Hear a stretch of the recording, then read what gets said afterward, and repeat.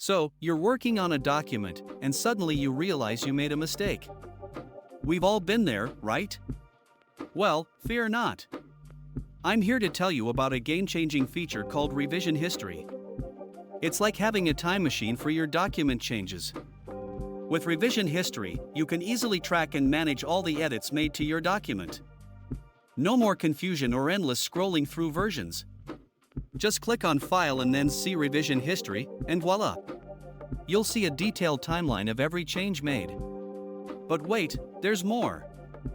You can even see who made the edits and when they were made. It's like having a detective at your fingertips. Need to revert to a previous version? No problem. Just click on the specific revision you want to restore, and your document will magically go back in time. Revision history is a lifesaver for collaborative projects too. You can leave comments, suggest changes, and have discussions right within the document. It's like having a virtual meeting room where everyone can contribute without stepping on each other's toes. So, whether you're a student, a professional, or just someone who wants to keep their documents organized, revision history is your secret weapon. Say goodbye to confusion and hello to efficient document management.